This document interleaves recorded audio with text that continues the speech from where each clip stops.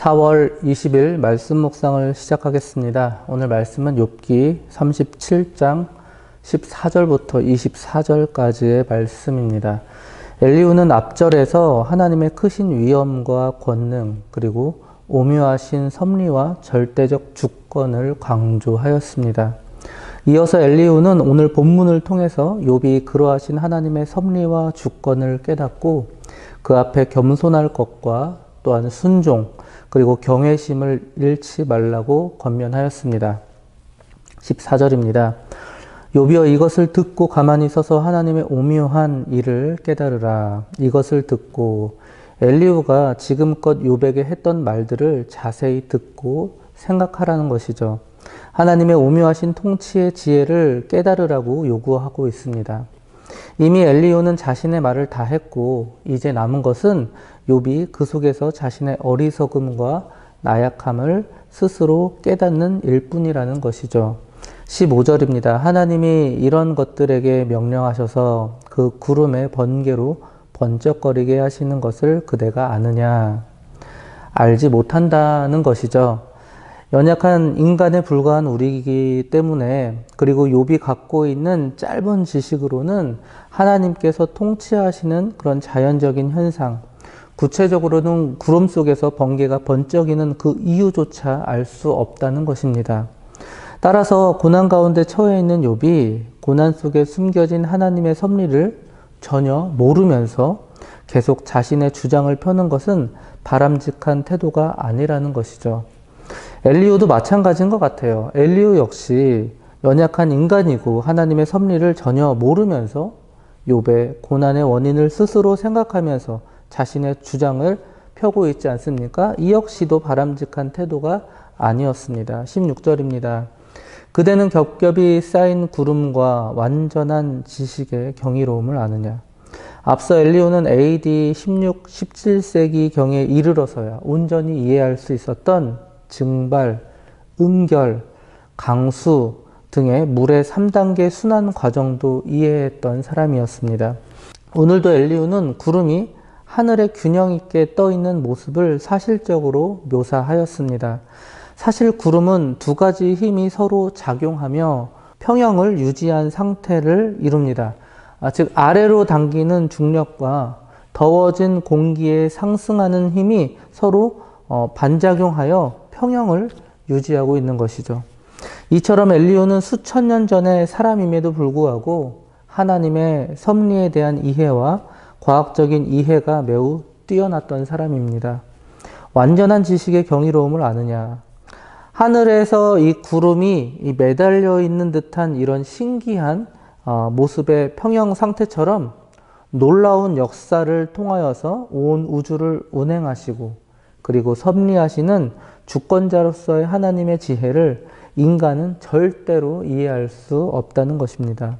17절입니다. 땅이 고요할 때 남풍으로 말미암아 그대의 의복이 따뜻한 까닭을 그대가 아느냐. 북쪽에서 불어오는 바람이 차갑고 남쪽에서 불어오는 바람이 따뜻한 이유조차도 욥이 알 수 없다는 것입니다. 엘리후는 이와 같이 앞에서 언급했던 내용을 계속해서 반복해서 열거하면서 욥에게 권면하였습니다. 하나님의 섭리와 주권에 대해서 자연을 지배하는 하나님의 오묘하신 섭리를 인간이 쉽게 이해할 수 없다는 사실을 말해줍니다. 18절입니다. 그대는 그를 도와 구름장들을 두들겨 넓게 만들어 녹여 부어 만든 거울같이 단단하게 할 수 있겠느냐. 하나님께서는 창조 사역을 그 어느 누구의 도움 없이 삼위 하나님께서 완벽하게 행하셨습니다. 그리고 그것은 하나님께서 하늘을 만드실 때도 마찬가지였죠. 즉 하늘을 펴신 때도 마찬가지로 그 어느 누구의 도움 없이 행하셨습니다. 거울같이 단단하게 하다는 말은 엘리후가 살던 당시 사람들이 하늘을 이와 같이 생각했다는 것이죠. 마치 단단한 금속판과 같은 것으로 만들어진 것으로 인식하였습니다. 19절입니다. 우리가 그에게 할 말을 그대는 우리에게 가르치라. 우리는 아둔하여 아뢰지 못하겠노라. 우리에게 가르치라. 엘리후 자신이 지금까지 언급했던 바와 같이 자연현상에 개입된 하나님의 섭리를 모두 이해할 만큼 욥이 지혜롭다면 욥이 갖고 있는 지혜를 통하여서 자신들에게 내보이라는 뜻이죠. 자신들을 가르치라는 뜻입니다. 우리는 아두나요 알지 못하겠노라. 자신들은 멍청해서 하나님의 지혜를 알지 못한다는 것입니다. 약간 비꼬는 듯한 뉘앙스죠. 저는 이것을 겸손을 가장한 교만으로 생각합니다. 엘리후는 욥에게 하나님의 섭리와 지혜에 도전하려는 태도가 얼마나 어리석은 하나의 아이러니인지를 깨닫도록 하고 싶었던 것입니다. 하나님 앞에서 당당히 할 말이 인간에게는 한마디도 없으며 따라서 욥 역시도 마찬가지라는 것이죠.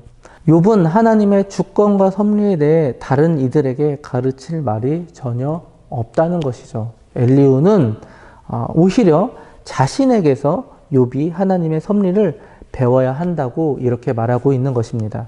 20절입니다. 내가 말하고 싶은 것을 어찌 그에게 구할 수 있으랴. 삼켜지기를 바랄 자가 어디 있으랴. 욥은 하나님께서 고통을 호소하시는 자신의 변론을 듣고 속히 응답해 주시기를 바랐습니다. 그러나 자신의 소망이 실현되지 않자 몹시 탄식했죠. 이에 대해서 엘리후는 피조물에 불과한 욥이 하나님의 섭리를 제대로 알지도 못하면서 마치 하나님과 변론하려는 듯한 모습이 몹시 못마땅했던 것입니다. 엘리후는 욥이 고난을 당하고 있음에도 불구하고 겸손하지 않고 섣불리 행동하는 것은 매우 패역한 행위라는 사실을 욥에게 경고하고 있었습니다. 삼켜지기를 바랄 자가 어디 있으랴. 삼키다 라는 말은 패역한 행위에 대한 하나님의 진노로 인하여서 완전히 멸망당하는 것을 가리킵니다. 따라서 욥이 고난을 당하면서도 자신의 죄를 뉘우치지 않고 하나님과 변론하려고 하는 것은 스스로 멸망을 자초하는 패역한 행동에 불과하다는 것이죠. 엘리후는 욥의 이런 행동을 중지할 것을 훈계하고 있었습니다. 21절입니다. 그런즉 바람이 불어 하늘이 말끔하게 되었을 때 그 밝은 빛을 아무도 볼 수 없느니라. 구름이 끼면 하늘에 있는 태양이라 할지라도 제대로 볼 수가 없습니다. 그러나 바람이 불어서 구름이 개이면 다시 태양을 볼 수가 있습니다. 하나님의 섭리도 이와 같다는 것입니다. 왜냐하면 고난이 닥치면 고난 가운데 처해 있는 인간은 그 속에 내재된 하나님의 섭리를 제대로 알 수 없지만 그 상황을 견디어내면 그 속에 내재된 하나님의 뜻을 깨달을 수 있기 때문이라는 것이죠.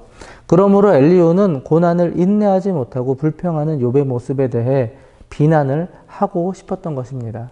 뿐만 아니라 욥이 고난을 참고 견디어내면 다시 그의 상태가 회복되어서 하나님의 은혜를 체험하게 될 것이라는 뜻이죠. 22절과 23절입니다.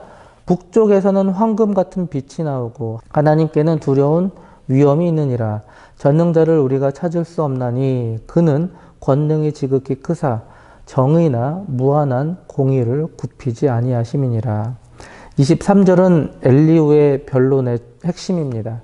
하나님은 전능자이시고 완전한 분이시기 때문에 죄악된 인간에게 결코 당신의 행위를 판단받지 않으신다는 것이죠.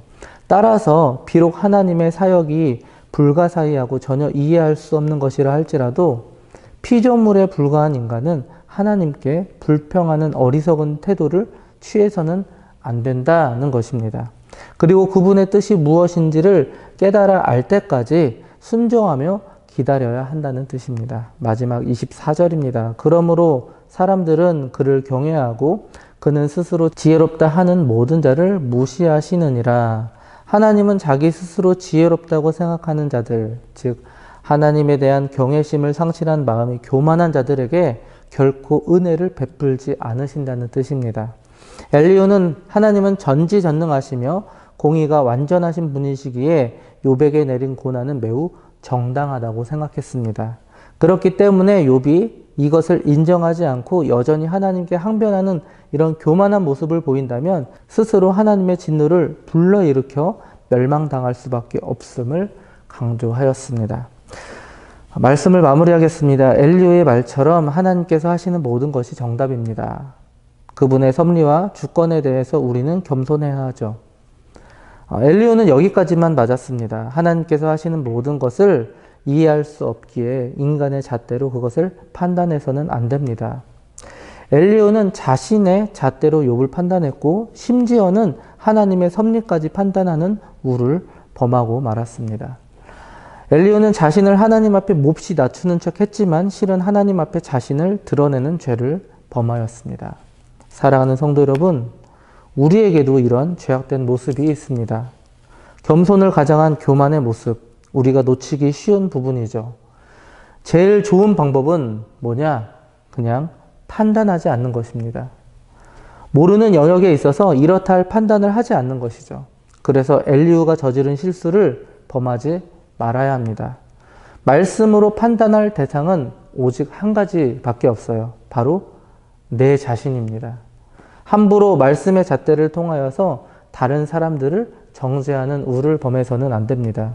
다른 사람에게 대하는 잣대는 오직 사랑과 관용뿐임을 명심해야 할 것입니다. 오늘도 사랑을 실천하시는 저와 장자가족들 되시기 바랍니다.